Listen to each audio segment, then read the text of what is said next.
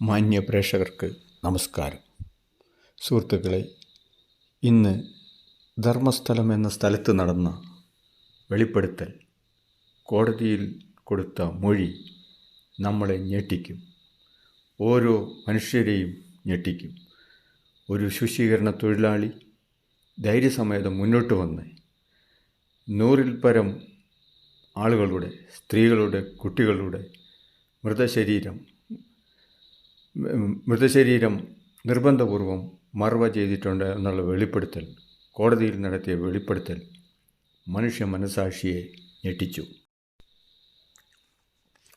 പ്രായപൂർത്തിയാകാത്ത പെൺകുട്ടികളുടെയും ക്രൂരമായി ലൈംഗിക പീഡനം ഇരയാക്കി കൊല ചെയ്യപ്പെട്ട സ്ത്രീകളെയും കുട്ടികളെയും നിർബന്ധപൂർവം മറവ് ചെയ്യിപ്പിച്ചു എന്നുള്ള ആ മറവ് ചെയ്യപ്പെട്ട സ്ഥലം വെളിപ്പെടുത്താമെന്ന് കോടതിയിൽ പറഞ്ഞ ശുചീകരണ തൊഴിലാളി ഒരുപാട് വർഷങ്ങൾ അവിടെ ജോലി ചെയ്തതിന് ശേഷം മനസാക്ഷി കുത്തുകൊണ്ട് ഉറങ്ങാൻ പറ്റാതെ ഒളിവിൽ താമസിച്ചിരുന്ന തൊഴിലാളി തിരികെ വന്ന് വെളിപ്പെടുത്തുകയാണ്. നമ്മുടെ രാജ്യവും ലോകവും ആൾക്കാരും ഈ വസ്തുതകൾ കേട്ട് ഞെട്ടിയിരിക്കുകയാണ്. വിവരാവകാശ പ്രകാരം 485 പേർ കാണാതായിട്ടുണ്ട് 10 വർഷത്തിനുള്ളിൽ എന്നാണ് രേഖകൾ പുറത്തു വന്നിട്ടുള്ളത്. ഒരു തലയോട്ടി എടുത്തുകൊണ്ടുവന്ന് തെളിവ് സഹിതമാണ് ഈ ശുചീകരണ തൊഴിലാളി കോടതിയിൽ മൊഴി കൊടുത്തത്. നേത്രാവതി പുഴയുടെ തീരത്ത് മൃതദേഹങ്ങൾ വന്നടിയുന്നു. മാധ്യമപ്രവർത്തകർക്കും മറ്റുള്ളവർക്കും സ്വതന്ത്രമായി കാര്യങ്ങൾ അന്വേഷിക്കുന്നതിനോ റിപ്പോർട്ട് ചെയ്യുന്നതിനോ സാധിക്കുന്നില്ല. ഈ ധർമ്മസ്ഥലം എന്നുള്ള തീർത്ഥാടന കേന്ദ്രം ആയിരക്കണക്കിന് ആൾക്കാർ വന്നും പോകുന്നതുമായ ഒരു തീർത്ഥാടന കേന്ദ്രമാണ്. അവിടെ നടന്ന ഈ സംഭവ വികാസങ്ങൾ കേട്ട് ലോകം തന്നെ നടുങ്ങിയിരിക്കുകയാണ്. ധർമ്മസ്ഥല എന്ന സ്ഥലത്ത് നടന്നുവെന്ന് ആരോപിക്കുന്ന സംഭവവികാസങ്ങൾ മനുഷ്യനെ ലജ്ജിപ്പിക്കുന്നതാണ്. ഒരു ജനാധിപത്യ രാജ്യത്ത് നടക്കുന്നതാണോ ഈ സംഭവ പരമ്പരകൾ എന്ന് നമ്മൾ സംശയിച്ചു പോകും. ഏകാധിപത്യത്തെക്കാൾ കഷ്ടമായിട്ടാണ് ജനാധിപത്യത്തിൽ ഇപ്പോൾ നടക്കുന്നത്. എന്തു തോന്നുന്നു? ഏകാധിപത്യത്തിൽ ഒരു ഏകാധിപതിയേ ഉള്ളൂ, അല്ലെങ്കിൽ സർവാധിപതിയേ ഉള്ളൂ. ജനാധിപത്യത്തിൽ പലരാണ്. അഴിമതിയുടെ, കാപട്യത്തിൻ്റെ, നിയമരാഹിത്യത്തിൻ്റെ വികൃതമുഖമാണ് നമ്മൾ കണ്ടുകൊണ്ടിരിക്കുന്നത്. ഇപ്രകാരം മനസാക്ഷിയെ നടുക്കുന്ന കൊലപാതക സംഭവ പരമ്പരകൾ ആണ് നമ്മൾ കണ്ടുകൊണ്ടിരിക്കുന്നത്. ഗവൺമെൻറ്റുകളും മുഖ്യ മാധ്യമങ്ങളും ഇത് കണ്ടില്ലെന്ന് നടിക്കുന്നു. ആരെയോ ഭയപ്പെടുത്തുന്നു. സ്വാർത്ഥതയാണ് മുഖ്യം. പരമാനന്ദം എനിക്ക് മാത്രം മതി. എനിക്ക് എന്തെങ്കിലും സംഭവിക്കുമ്പോഴേ ഞാൻ പ്രതികരിക്കുകയുള്ളൂ. എൻ്റെ മതത്തിന്, എൻ്റെ പാർട്ടിക്ക്, എൻ്റെ കൂട്ടത്തിന്, എനിക്ക് എന്നുള്ള സ്വാർത്ഥതയാണ് പൊതുവിൽ കാണുന്നത്. ഞാനും എൻ്റെ പ്രസ്ഥാനവും ശരി, ബാക്കിയെല്ലാം ശരിയല്ല എന്നുള്ള കാഴ്ചപ്പാട് നീതിക്ക് നിരക്കുന്നതല്ല. അല്പായുസുള്ള മനുഷ്യജീവികൾ ഇപ്രകാരമുള്ള തിന്മകൾക്കെതിരെ പ്രതികരിക്കാതിരിക്കുന്നത് മനുഷ്യജീവിക്ക് നല്ലതല്ല. സുഹൃത്തുക്കളെ, അത് തികച്ചും സ്വാർത്ഥപരമാണ്. ഉന്നതരായ നമ്മുടെ രാഷ്ട്രീയ നേതാക്കളും അധികാര കേന്ദ്രങ്ങളും മൗനം പാലിക്കുന്നത് അത്ഭുതപ്പെടുത്തുന്നു. കാരണം തികച്ചും സ്വാർത്ഥതാപരം. ശാന്തിയുടെ മറവിൽ ശാന്തിയും സമാധാനവും നിത്യാനന്ദവും നേടാനുള്ള മനുഷ്യരാശിയുടെ സ്വാഭാവികമായ ത്വരയിൽ മുങ്ങിത്താഴുന്ന പാവങ്ങളായ ജനങ്ങൾ ക്രൂരമായ മനുഷ്യ ജന്മങ്ങളുടെ ഇടയിൽപ്പെട്ട് ഞെരിഞ്ഞ് കൊല ചെയ്യപ്പെടുന്നു. ഈശ്വരൻ, അള്ള, ഗോഡ്, എല്ലാ ദൈവങ്ങളും മനുഷ്യൻ്റെ അല്ലെങ്കിൽ മനുഷ്യ വ്യക്തികൾക്ക് നന്മയ്ക്ക് വേണ്ടിയുള്ളതാണ്. അവരുടെ നന്മയ്ക്കും സമാധാനത്തിനും സന്തോഷത്തിനും നിത്യമായ ജീവിതത്തിനും വേണ്ടിയിട്ടാണ് ഈശ്വരർ നിലകൊള്ളുന്നത്.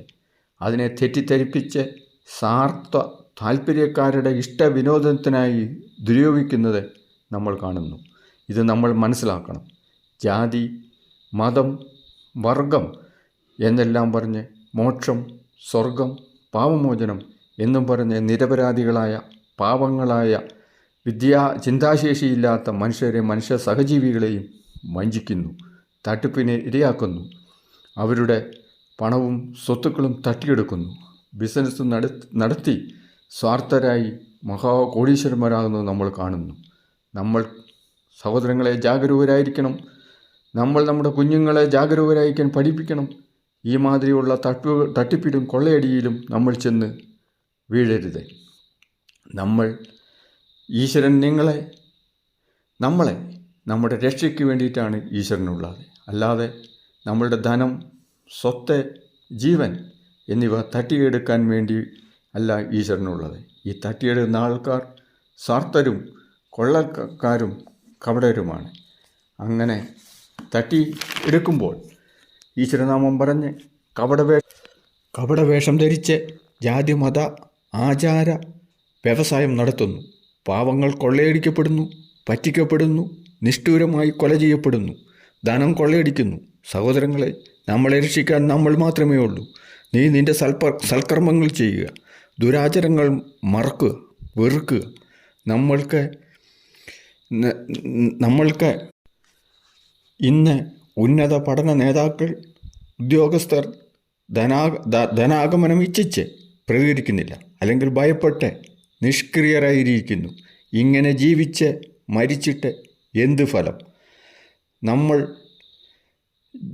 നമ്മൾ ഭീരുക്കളാകാൻ പാടില്ല. ഈ ജന്മം നമ്മൾ നമ്മുടെ കുട്ടികളെ നന്മ കാണിച്ച് വളർത്തണം. അല്ലെങ്കിൽ നമ്മൾ ചെയ്തതിൻ്റെ പ്രതിഫലം നമുക്ക് തന്നെ തിരിച്ചു കിട്ടും. ഒരു ധർമ്മസ്ഥലം ഇന്ത്യ രാജ്യത്തെ ഇങ്ങനെയുള്ള പല സ്ഥലങ്ങളുണ്ട്. റിലീജിയസ് ടൂറിസ്റ്റായിട്ട് ധാരാളം ആളുകൾ വരുന്നു. ചിലർക്ക് പലവിധ അനുഗ്രഹങ്ങൾ ലഭിക്കുന്നു, സമാധാനം കിട്ടുന്നു. ചിലർക്ക് റിലീജിയസ് ടൂറിസമാണ്, ധാരാളം സ്ഥലങ്ങളുണ്ട്. ജാതിപരമായും ആചാരപരമായും ധനലാഭം ധാരാളമുള്ള ഈ മാതിരിയുള്ള സ്ഥാപനങ്ങളെപ്പറ്റി ഉന്നത ഗവൺമെൻറ് അന്വേഷിക്കണം. ഗവൺമെൻറ്, സെൻട്രൽ ഗവൺമെൻറ്, പോലീസ് വസ്തുനിഷ്ഠമായി ഇങ്ങനെയൊന്നും ഉണ്ടാകാതെ അന്വേഷിച്ച് ഭാവിയിൽ ഉണ്ടാകാതെ പക്ഷപാതമില്ലാതെ ഉന്നതരായ നമ്മുടെ ബഹുമാനപ്പെട്ട പ്രസിഡൻറ്റ്, പ്രധാനമന്ത്രി, മുഖ്യമന്ത്രിമാർ, പോലീസ് ചീഫുകൾ, സുപ്രീം കോടതി ചീഫ് ജസ്റ്റിസ് തുടങ്ങിയ നിർണായക മനുഷ്യരത്നങ്ങൾ, കൂടാതെ അന്താരാഷ്ട്ര കോടതി, ഐക്യരാഷ്ട്രസഭ, UN തുടങ്ങിയ ലോകമെമ്പാടുമുള്ള സ്ഥാപനങ്ങൾ ഈ വക ജാതി, മത, വർഗ തട്ടിപ്പ് കേന്ദ്രങ്ങളെപ്പറ്റി അന്വേഷിച്ച് നിയമത്തിൻ്റെ വഴിക്ക് പോകണം. കുറ്റക്കാരെ മാതൃകാപരമായി ശിക്ഷിച്ച് മാനവരാശിക്ക് ഗുണം ചെയ്യണം. ഈ ലോകത്ത് തികച്ചും നമ്മളൊരു സന്ദർശകരാണ്, ഒരു വിസിറ്റേഴ്സാണ്. മനുഷ്യർ നമ്മുടെ സഹോദരങ്ങളാണ്. നമ്മൾ ഒന്നുമില്ലാതെ വരുന്നു, ഒന്നുമില്ലാതെ പോകുന്നു.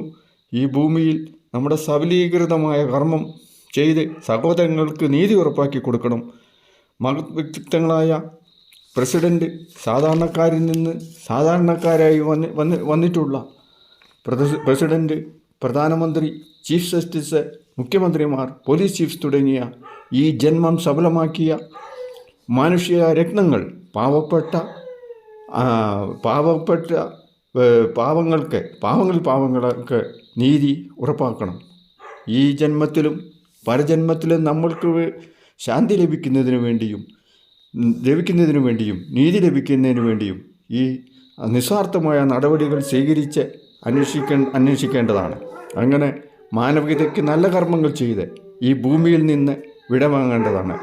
അതാണ് ശ്രേഷ്ഠമായിട്ടുള്ളത് മനുഷ്യധർമ്മം. നമ്മൾ ഭൂമിയിൽ വെറും കൈയോടെയാണ് ജനിച്ചത്. വെറും കൈയോടെ നമ്മൾ പോകുന്നു. ഈ മനോഹരമായ മനുഷ്യജന്മം, ഈ ഭൂമി ജീവിതം മനുഷ്യദ്രോഹം ചെയ്യാതെ മനുഷ്യ നന്മകൾ ചെയ്ത് കൃതാർത്ഥമായി പോവുക. അല്ലാതെ നമ്മൾ ഈ ധർമ്മസ്ഥലയിൽ നടന്ന പോലെ പിച്ചി ചീന്തപ്പെട്ട് കൊല ചെയ്യപ്പെട്ട ആ ബാലികമാർക്കും ബാലികാരത്നങ്ങൾക്കും മനുഷ്യർക്കും അവരുടെ കുടുംബത്തിനും നമുക്കും നീതി ലഭിക്കുന്നതിനു വേണ്ടി വസുദൈവ കുടുംബമായ നമ്മുടെ രാജ്യത്തെ മഹിളാരത്നമായ ഉന്നത വ്യക്തിത്വങ്ങളായ ബഹുമാനപ്പെട്ട പ്രസിഡൻ്റ്, ബഹുമാനപ്പെട്ട പ്രധാനമന്ത്രി, ബഹുമാനപ്പെട്ട പ്രതിപക്ഷ നേതാവ്, ബഹുമാനപ്പെട്ട സുപ്രീം കോടതി ചീഫ് ജസ്റ്റിസ്, ബഹുമാനപ്പെട്ട മുഖ്യമന്ത്രിമാർ, ബഹുമാനപ്പെട്ട പോലീസ് ചീഫുകൾ എന്നിവർ ഇപ്രകാരമുള്ള ഈ തട്ടിപ്പ് സംഘത്തെ, കൊള്ള സംഘത്തെ ഇതിനെതിരെ മനുഷ്യ നന്മയ്ക്ക് വേണ്ടി പ്രവർത്തിച്ച് ഇപ്രകാരം വിശ്വാസത്തെ, മതപ്രസ്ഥാനങ്ങളെ ദുരുപയോഗപ്പെടുത്തുന്നവരെ നിയമപരമായി നിയമത്തിൻ്റെ വഴിക്ക് വരുമെന്ന് നമുക്ക് വിശ്വസിക്കാം, പ്രാർത്ഥിക്കാം. ഈ മാതിരിയുള്ള സ്ഥാപനങ്ങളെപ്പറ്റി അന്വേഷിച്ച് ശക്തമായ നീതിയുക്തമായ നടപടികളെടുത്ത് നിയമപരമായ രാജ്യത്തിനും ലോകത്തിനും മാതൃകയാവുമെന്ന് നമുക്ക് പ്രതീക്ഷിക്കാം. മനുഷ്യസ്നേഹം ദൈവസ്നേഹമാണ്. മോക്ഷപ്രാപ്തിക്കും ഉള്ള ഒരു വഴിയും ആണെന്ന് ആചാര്യന്മാർ നമ്മളെ പഠിപ്പിച്ചിട്ടുണ്ട്. അത് നമുക്ക് നമ്മുടെ മക്കൾക്ക് പ്രവർത്തിച്ച് കാണിച്ചു കൊടുക്കാം. എല്ലാത്തിനും നന്മയുണ്ടാകുവാൻ നമ്മൾ നന്മ ഉൾക്കൊള്ളുക, തിന്മ വെടിയുക. ധർമ്മസ്ഥലത്ത് മൂടപ്പെട്ട രഹസ്യങ്ങൾ പുറത്തു വരണം. ബലാത്സംഗ കൊലപാതകങ്ങളുടെ വിവരങ്ങൾ ലോകം അറിയണം. മനുഷ്യാവകാശ സംഘടനകളും കമ്മിറ്റികളും ആക്ഷൻ കമ്മിറ്റികളും ഇത് ആവശ്യപ്പെടുന്നു. വനിതാ കമ്മീഷൻ ആവശ്യപ്പെടുന്നു. 2014 വരെ 100-200 മൃതശരീരങ്ങൾ കാണിച്ചു തരാമെന്നാണ് ആ ശുചീകരണ തൊഴിലാളി കോടതിയിൽ പറഞ്ഞത്. 600 പേർ മിസ്സിംഗ് ആയിട്ടാണ് വിവരാവകാശ രേഖകളുള്ളത്. അധികവും സ്ത്രീകളും പെൺകുട്ടികളുമാണ്. അധികാരം എങ്ങനെയെങ്കിലും നിലനിർത്തണമെന്നും കരുതിയിട്ടുള്ള സ്വാർത്ഥ താൽപ്പര്യക്കാർ അധികാരം ബൈ ഹുക്ക് ആൻഡ് ക്രൂക്ക് കോടതികൾക്ക് കേസെടുക്കാം. സോഷ്യൽ റെസ്പോൺസിബിലിറ്റി അനുസരിച്ച് കോടതികൾക്ക് കേസെടുക്കാം. ജാതിമത വർഗ രാഷ്ട്രീയ മുതലെടുപ്പ് നടത്തുന്നവരെ ഒറ്റപ്പെടുത്താം. ദൈവം പോലും ആ പാവങ്ങളെ രക്ഷിക്കുന്നില്ല. ഇതാണ് നമ്മളിപ്പോൾ കണ്ടുകൊണ്ടിരിക്കുന്നത്. വെളിപ്പെടുത്തിയ ആൾ ഒളിച്ച് താമസിച്ച് മനസാക്ഷി കുത്തുകൊണ്ട് വേദനിച്ച് തെളിവ് സഹിതം വെളിയിൽ വന്ന് വക്കീലിനെ കൊണ്ട് കംപ്ലൈൻ്റ് എഴുതിച്ച് കോടതിയിൽ വെളിപ്പെടുത്തിയ കാര്യമാണ് ഇപ്പോൾ നമ്മൾ കണ്ടുകൊണ്ടും കേട്ടുകൊണ്ടും ഇരിക്കുന്നത്. സഹജീവികളെ ഉദ്യോഗസ്ഥർ നീതികളോട് നീതി പുലർത്തണം. അധികാര കേന്ദ്രങ്ങൾ ഇടപെടണം. വിശ്വാസത്തിൻ്റെ മറവിൽ തട്ടിപ്പ് നടത്തുന്ന അധോലോകങ്ങളെ, മാഫിയകളെ നിയമത്തിൻ്റെ മുന്നിൽ കൊണ്ടുവരണം, അടിച്ചമർത്തണം. രാജ്യത്തും ലോകത്തും ഇത് നടപ്പിലാക്കണം. സത്യം പുറത്തു വരണം. പ്രബുദ്ധരായ ജനങ്ങൾ ഉണരണം, ശക്തരാകണം, ജാഗരൂകരായി ഇരിക്കണം. മക്കളെ ഇത് പഠിപ്പിക്കണം, അവർക്ക് പറഞ്ഞു കൊടുക്കണം. മനുഷ്യത്വം എന്ന് പറയുന്നത് ഉണ്ടാകണം. മക്കളെ ജാഗരൂകരായി വളർത്തണം. പണമല്ല ഏറ്റവും വലുത്. പണം പണം പണം എന്നും പറഞ്ഞ് ഏത് തിന്മയും നടത്തുന്ന മനുഷ്യൻ ഈ ലോകവാസത്തിൽ ഒന്നുമില്ലാതെ മരിക്കുന്നു. മാനവികതയാണ് വലുത് എന്ന് നമുക്ക് നമ്മുടെ കുഞ്ഞുങ്ങൾക്ക് പഠിപ്പിച്ചു കൊടുക്കണം, കാണിച്ചു കൊടുക്കണം. നമ്മുടെ ബഹുമാന്യായ honourable Indian president Shrimati Droupadi Murmu, അതുപോലെ ഹോണറബിൾ പ്രൈം മിനിസ്റ്റർ, പ്രധാനമന്ത്രി ശ്രീമാൻ നരേന്ദ്രമോദിജി, നമ്മുടെ പ്രതിപക്ഷ നേതാവ് honourable mister Rahul Gandhi, chief justice of India, honourable chief ministers of Karnataka Siddaramaiah, സംസ്ഥാന പോലീസ് ചീഫുകൾ, ഹോണറബിളായിട്ടുള്ള പ്രമുഖ രാഷ്ട്രീയ നേതൃത്വങ്ങൾ മുതലായവർ മാനവികതയെ ഉയർത്തിപ്പിടിച്ച് രാജ്യനന്മ, ലോകനന്മ എന്നിവ ലക്ഷ്യമാക്കി ഈ ബഹുമാന വ്യക്തിത്വങ്ങൾ, ഈ ജന്മം സഫലമാക്കിയ മനുഷ്യരത്നങ്ങൾ മാനവിക രാജ്യ നന്മയ്ക്ക് വേണ്ടി ഈ ജന്മത്തിലും പരജന്മത്തിലും ശാന്തിയും പുണ്യവും ലഭിച്ച് അവർക്ക് ഉന്നതിയിലേക്ക് ഉയരുവാൻ നിസ്വാർത്ഥമായി പ്രവർത്തിക്കുമെന്ന് ഈശ്വരൻ, അതായത് ദൈവം, അള്ളാഹ് പ്രവർത്തിക്കുമെന്ന് നമുക്ക് വിശ്വസിക്കാം, ആശ്വസിക്കാം. ഈ ജന്മത്തിലും പരജന്മത്തിലും അശരണരായ ഈ പാപങ്ങൾക്ക് നീതി ലഭിക്കണം. നിസ്വാർത്ഥമായ നടപടി അന്വേഷണം ഉണ്ടാകണം. സ്വീകരിച്ച് അന്വേഷണം ഉണ്ടായി അവർക്ക് നീതി ലഭിക്കണം. കൊള്ള കൊലാളി സംഘങ്ങളെ നിയമത്തിൻ്റെ മുന്നിൽ കൊണ്ടുവന്ന് നിയമത്തിൻ്റെ വഴിയിൽ പോയി തക്കതായ ശിക്ഷ വാങ്ങിച്ചു കൊടുക്കണം. ഇത് ആവർത്തിക്കില്ല എന്ന് ഉറപ്പാക്കണം എന്ന് നമുക്ക് പ്രത്യാശിക്കാം.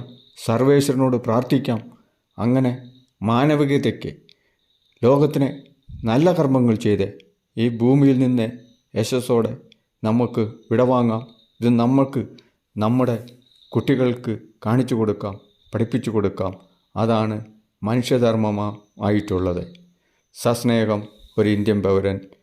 I am captain grand master Shaji Mathew. Thank you സഹോദരങ്ങളെ. ഔട്ട്. നമസ്കാരം ഫ്രണ്ട്സ്. ലൈക്ക് ചെയ്യുക, ഷെയർ ചെയ്യുക, കമൻ്റ് ഇടുക.